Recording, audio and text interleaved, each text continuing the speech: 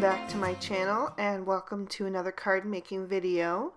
Today I'm going to be using this adorable set from MFT called Once Upon a Time, as well as the Posh 6x6 pattern paper pack by Simple Stories. And you can see that I am down to my last few pages in this. I've got mostly scraps left.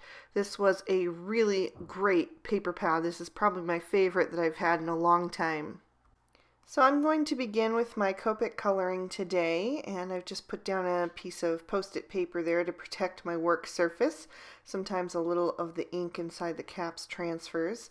So I'm going to begin with her skin, and for that I'm using E000, E00, and E11. I'm starting out with that E11 and just putting in some shadows under her hairline there and blending that out with the E00. And then I'll use that E000 right in the center of her face to give that a nice highlight.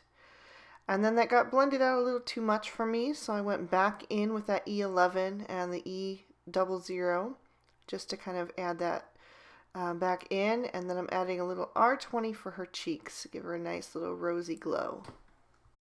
And I really like this color combination in particular for kind of a peaches and cream complexion. Next I'll be moving on to her hair, and I'll be using E21, E23, E25, E27, and E29. And I know that seems like a lot of colors, but I really want to create a lot of dimension in her hair. I want there to be a lot of highlights and lowlights, and so I mean, you can certainly do it with 3 colors if you wanted to, but I just wanted to try this combination out.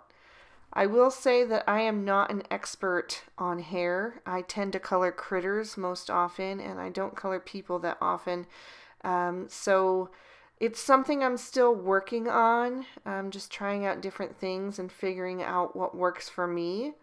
But what I did is I do start lightest to darkest in the hair, and the reason why is because I tend to be a little heavy-handed with the darks if I start out with those in the hair. And then I don't leave myself enough room for the highlights. I've just learned that about myself as I've been coloring. And so for hair, I do start out with the lightest color. I try to pick different pinpoints where I want my highlights and then my darkest places to be. So like starting at her part, which is right beside the crown that's on her head, that's where I want my darkest shades to be. I'm also going to add it like right where her bangs kind of sweep to the sides, and then at the bottoms of her hair, and then also underneath at the part that's kind of behind her neck, there would also be a shadow there, so I'm just adding a little bit of shading. So I started out with my E21 and laid out where I wanted my darkest to be. That's kind of different to how I usually color other things. And then I just built up my color over top of that, going with each progressive darker color. And then leaving the white spots for the very end where I want my lightest highlights to be. And that kind of creates it creates some dimension. It looks like it's a little more bumped out. It has some movement in her hair because of those lighter areas. I also kept my strokes as thin and as light as possible, just so that I could have room for each of those colors to really shine. Once I had everything covered, I decided I needed a little more dimension, so I just went back in with that E29, and then I skipped ahead to the E23 to just add a couple of flicks to just bring it all together. And that's going to be her hair for today. So I know I spent a good bit of time on that, but I hope it helped some of you out if you've been struggling to color hair and make it look nice and shiny and natural. So now I'm going to move on to her dress, and I'm using RV21, RV23, and RV25, and I'm going to switch back to darkest to lightest for this. I'm going to make the bottom portion of her dress a little bit darker, and then the top portion is going to be kind of like an overlay. So I'm using that RV25 to go right up under those gathers, and then blending out with the RV23 and then the RV21. And I'll just add a little bit of that darkness back in, just because I like a lot of contrast, as you guys know if you watch my videos. I'm also going to color her little sleeve up there with the same color combination. Just blending that out, darkest towards the shoulder and lightest towards the edge of the sleeve. I'm also going to use that RV21 to color in the little heart at the top of her crown. I'm not going to color in completely. I'll leave a little white space at the top there to blend out. And then I'm also going to shade the back of her dress with that RV21. And then I'm going to grab my colorless blender and I'm going to really blend that out. I want it to have just the hint of pink, as if it were made out of a see-through material like a gauze or a tulle or something. So I just want to work that back and forth between the RV21 and the colorless blender to get that really soft and really kind of just almost just like the pink glow from the dress beneath. And then I'm also going to add a little bit to the right side so that it keeps that rounded shape. I'll also blend out the heart on her crown with that colorless blender. And then I'll just take the RV21 to color in the little bow at the back of her dress and her little shoes. I just love her. I think she'd be so fun to stamp out a bunch of and just color in all different color combinations. So for her crown, I'm going to use Y17 and Y13. And I'm starting with that Y17 on the bottom and a little bit on the sides, putting a little more shading on the left side since that's what I did with her dress. And then just blending that out with the Y13. And again, just adding in a little bit more of that Y17. I love to just go back in and add that little bit of dark back to my images. I'm also going to color in the little centers of the daisies in her hands with those two shades. And then I'll move on to my unicorn. So for her, I'm going to use W00, W1, W3, and W5. And I'm starting with that W1 and just doing some shading on her legs and around the saddle and then under her hair and mane right there. And I'm going to blend that out with the W00 and just kind of creating a soft blend there. I'm even going to grab my colorless blender again and just soften up that transition on the center areas there. I want her to still look white, but definitely have some shading to her. And then I'm going to take a little R20 and add in a rosy cheek for her as well. And then I'll color right over that with the W1 to kind of knock back the brightness just a touch. I'm going to take my W5 and start to shade in the muzzle and her little hooves. And I'm also going to use that for the saddle. Just thought that would be something different instead of the traditional brown. Adding a little extra shading right under her mane there because it would cast a shadow. I'm blending that out with the W3 and just doing those two shades on the hooves, but leaving a little space for the W1 on the muzzle and the saddle. And just on a whim, I decided it might be fun to make her an Appaloosa unicorn. There was one year in my life between 12 and 13 where I lived in the country, and my friend down the road had horses that we would ride, and my favorite was an Appaloosa. And I just thought it would be fun to add some dot details, so I added those with the W3 and then went over them with the W1 and then finally the W00, just kind of softening those up and fading them in and then adding a couple extra as well. And then I'm taking that R20 and just coloring in her ear because I forgot to do that earlier. That's one of my favorite things about these kind of whimsical images is you can really make them unique and creative each time just by changing up how you color them. For her mane and tail, I decided to give her some yellows. So I'm using Y000, Y11, and Y13. Just starting with the Y13 and laying in my darkest shadows and then blending out with the Y11 and leaving a little space for that Y000 for my highlight.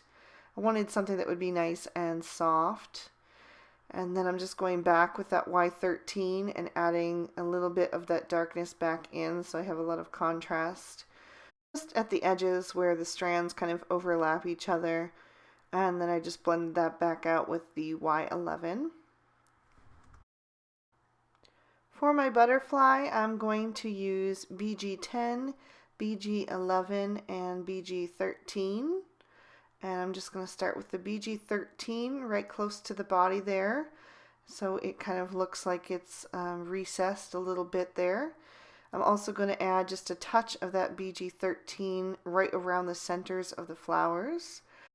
Blending out that butterfly and the rest of the flowers with the BG11. And then just using that BG10 to finish off the butterfly and add a little shading to the unicorn's horn. And then I went back to my RV25 for the butterfly's body.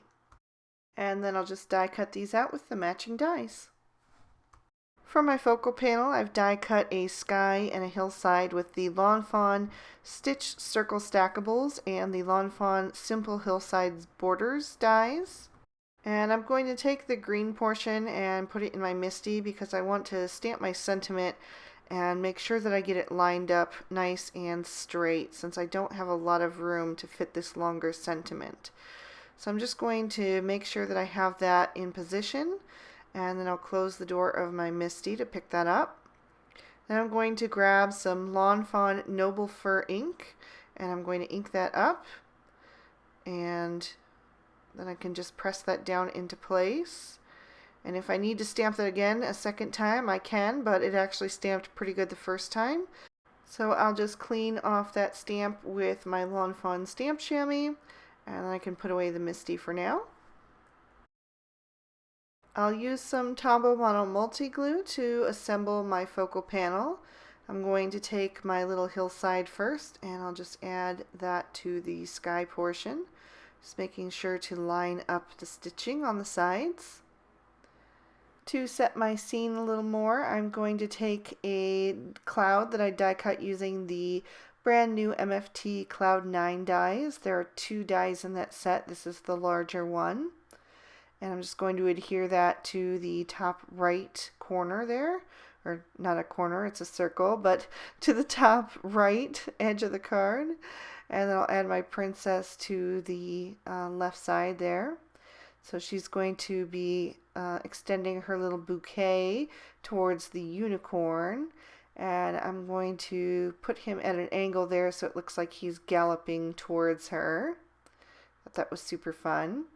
And then I'll just take my little butterfly, add a little more Tombow Mono to him, and then I'll pop him right over the cloud there just for a little extra movement and to kind of create some depth in the scene. For my card base, I'm using a piece of W+9's oatmeal cardstock, and I've die cut that one piece of pattern paper with the Lawn Fawn fancy scalloped circle dies, and then that little piece with the Lawn Fawn stitch scallop border dies. I'm going to take my We Are Memory Keepers corner chomper, and using the 1/4 inch setting, I'm going to chomp the 4 corners of my main piece of pattern paper here. And then I'm going to go ahead and glue that flat to the card, and that was cut down to 4 by 5 1/4, so I have a little bit of a border around the edge with my card base. So I'll just line that up and smooth it into place. Then I'm going to take this scallop border, and I'm just going to add a little more Tombow. My glue is running out. I need to open a new bottle soon here. So I'll just glue that down to the card base. And then I'm going to take this pink polka dotted pattern, and I'm going to add a little more Tombow to the back of that and adhere that right above the scallop border. And if you saw, that's the same design on the back of that one as I used on my back panel. And that's what I love most about these double-sided papers. They have So many beautiful designs that go so well together. They're just made to work together. So if you're struggling to find patterns that work together on your cards, definitely pick up a pad with double-sided sheets.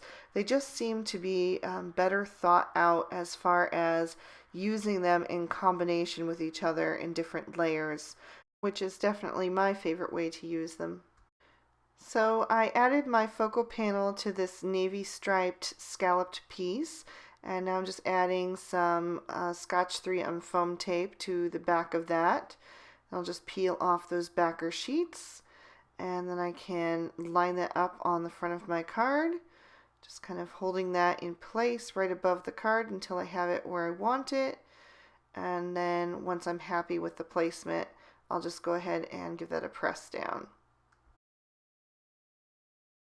For the inside of my card, I'm going to go ahead and pop it in my MISTI again, and I have added an additional sentiment as well as the castle image.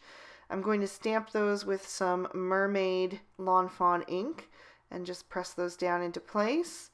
And again, those stamped out pretty good the first time, so I don't need to do any additional stamping. I'm going to take my favorite crystal stickles and just add a little bit to the heart on the princess's crown, the center of the daisies, give her a little sparkle on her shoes, as well as the butterfly's body and the unicorn's horn. Definitely need some sparkle on a princess card. And there's a closer look at that. I also made an additional card with a couple different patterns from that same exact pattern paper pack. Like I said at the beginning, this is one of my favorites in a long time. I just love the designs as well as the color palette. And there is a look at the insides of both cards. I just flipped the sentiments on each card. And that's going to complete our cards for today. I hope you guys enjoyed. I know this was a bit of a longer video due to the hair coloring technique. But thank you for sticking with me if you did stick through this long. Let me know in the comment section below if you don't mind longer videos or if you prefer that I keep them short. And I'll try to accommodate you guys. Here's a couple extra videos you may enjoy, and you can always click on my photo to subscribe to my channel if you haven't already. I hope you guys have a great day, and I'll see you in another video soon. Bye-bye.